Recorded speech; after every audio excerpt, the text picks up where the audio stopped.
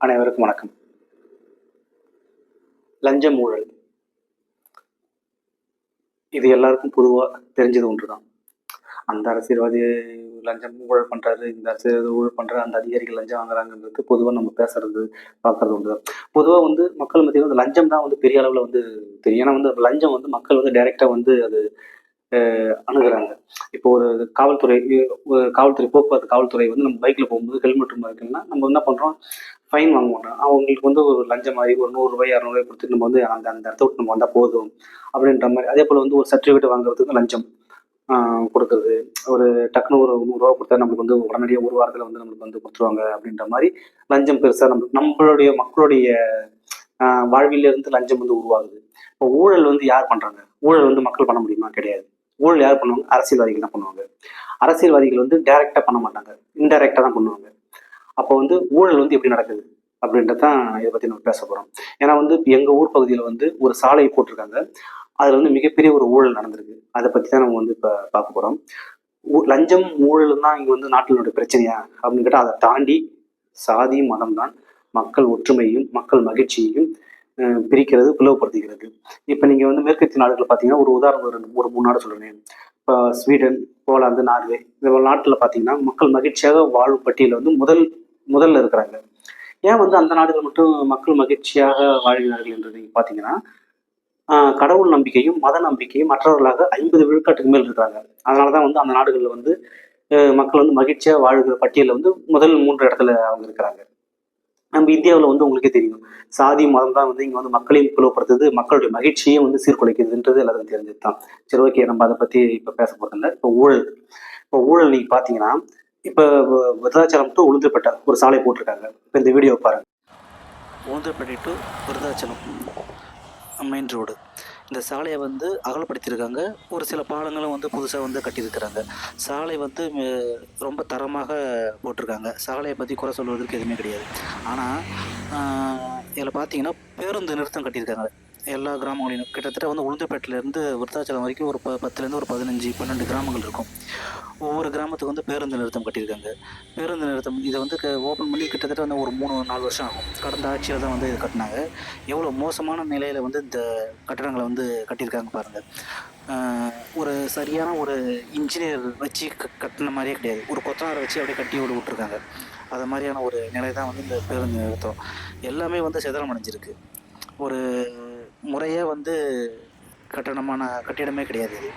இதில் என்னன்னா, ஒரு பேருந்து நிறுத்தம் கட்டியிருக்காங்க. பக்கத்தில் கழிவறை கட்டியிருக்காங்க.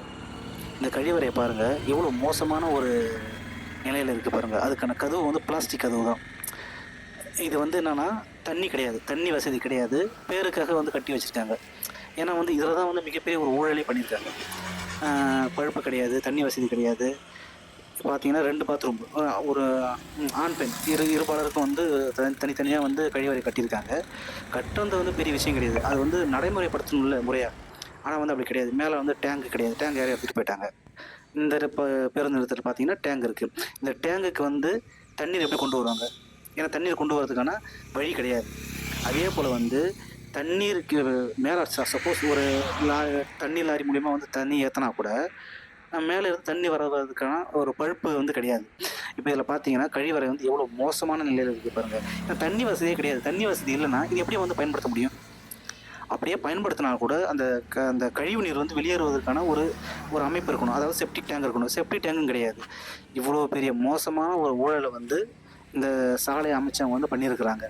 இதை அரசு இது மீட்டு ஒரு முறையான ஒரு நடவடிக்கை எடுக்கணும்னு தான் நம்மளுடைய வீடியோவில் ஃபுல் டீட்டெயில் நம்ம அழகாக சொல்லியிருப்போம். இப்போ எவ்வளோ அழகாக சாலையை அழகாக போட்டாங்க. ஆனால் அந்த சாலையை சாலையில் பல கிராமங்கள் இருக்குது. அந்த சாலை உளுந்தூர்பேட்டை டு விருத்தாச்சலத்தில் பல கிராமங்கள் இருக்குது. ஒவ்வொரு கிராமத்துக்கும் பேருந்து நிறுத்தம், அதாவது பஸ் ஸ்டாப் கட்டியிருக்காங்க. ஒரு நிழற்படை கட்டியிருக்காங்கன்னா கழிவறை கட்டியிருக்காங்க. கழிவறை எப்படி அது சாத்தியமாகும்? ஒரு பேருந்து, ஏன்னா ஒரு மாநகராட்சி பகுதியிலே அரசு கட்டி வைக்கின்ற அந்த கழிவறை மோசமான நிலையில தான் இருக்கு. ஒரு கிராமப்புறத்துல ஒரு கழிவறையை கட்டி அது அதுல எவ்வளவு பெரிய ஊழல் நடந்திருக்கு பாத்தீங்கன்னாங்க. அதுதான் இது வந்து நம்ம சொல்ல வேண்டிய கடமையாக நம்மளுக்கு இருக்குது. அதனால தான் வந்து சரி இதை பற்றி பேசணும் அப்படின்றதுக்காக தான். ஏன்னா இது வந்து கடந்த ஆட்சி காலத்தில் தான் வந்து போடப்பட்டது. எம், இப்போ குறிப்பாக ஒன்றே ஒன்று சொல்லிட்டேன். இப்போ நம்ம ஊரில் பார்த்தீங்கன்னா சாலை போடுறதா இருக்கட்டும், கட்டட வேலைகளாக இருக்கட்டும், எல்லாம் வடமாநிலத்துக்காரங்களே வராங்க. எப்படி வடமாநிலத்துக்காரங்களே வராங்க? அது பெரிய ஒரு கொஸ்டின் வரைக்கும். ஏன்னா வந்து அவங்க வந்து குறைந்த சம்பளத்தில் வந்து வேலை செய்கிறாங்க அப்படின்ற மட்டும் தான் நம்ம நினைக்கிறோம். அப்படி கிடையாது. நம்ம ஆட்சியாளர்கள் என்ன பண்ணுறாங்கன்னா, நம்ம ஆள்வதும் தமிழ்காரங்க தான், அந்த டெண்டர் எடுக்கிறவங்களும் தமிழ்காரங்க தான். ஆனால் வந்து ஏன் வந்து தமிழ் ஆட்களை வந்து அந்த ரோட்டு போகிறதும் சரி, கட்டட வேலையும் சரி ஏன் செய்யறது கிடையாது? ஏன் அவங்க வந்து அவங்களுக்கு செய்ய தெரியாதா? வெளிநாட்டுல போயிட்டு நம்ம ஆளு வந்து இதே வேலையில வந்து அங்க போய் ரோடு போடுறான், அங்க கட்டடம் கட்டுறாங்க, எல்லாமே நம்ம ஆளுங்க தான் பண்றாங்க. ஏன் வந்து நம்ம ஊர்ல வந்து அது பண்ண மாட்டாங்க? வட மாநிலத்துக்காரங்க வந்து கொண்டு வராங்க. அதிகாரம் வந்து ரொம்ப ரொம்ப முக்கியமான ஒன்று. அந்த அதிகாரத்தை வச்சு நம்ம மக்கள் வந்து எப்படி எல்லாம் ஏமாத்துறாங்க அப்படின்றதுக்கான இது ஒரு உதாரணமா நீங்க பார்க்கலாம். இப்போ ஒண்ணுமே கிடையாது. நம்ம ஆள் வந்து டெண்டர் எடுக்கிறாங்க. தமிழ்காரங்களாம் டெண்டர் எடுக்க முடியும். ஏன்னா வந்து தமிழ்நாட்டை சேர்ந்தவங்க தான் வந்து ஒரு ஒரு பாலம் கட்டுறது, ஒரு சாலை போறதை வந்து அரசு வந்து முறையா வந்து டெண்டர் அறிவிப்பாங்க. அது டெண்டர் எடுக்கிறவங்களும் தமிழ்காரங்க தான். அப்புறம் எப்படி வட மாநிலத்துக்காரங்க வந்து இங்க வேலை செய்யறாங்க அப்படின்னு நம்ம பார்த்தோம்னா, நம்ம ஆளு டெண்டர் எடுத்து என்ன பண்றோம், வட மாநிலத்துக்காரங்க டெண்டர் விட்டுறான். இப்ப நம்ம ஆளு வந்து ஒரு உதாரணம் சொல்றேன்.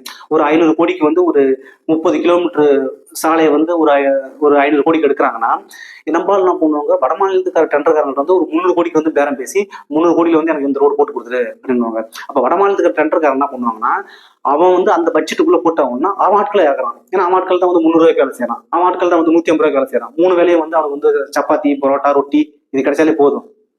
அப்படி என்பதால வந்து அவங்க வந்து ஃபுல் அண்ட் ஃபுல் வந்து வடமாநில தொழிலாளர்களே வச்சு அவங்க ஆட்களே வச்சு வேலை செஞ்சுக்கிறாங்க.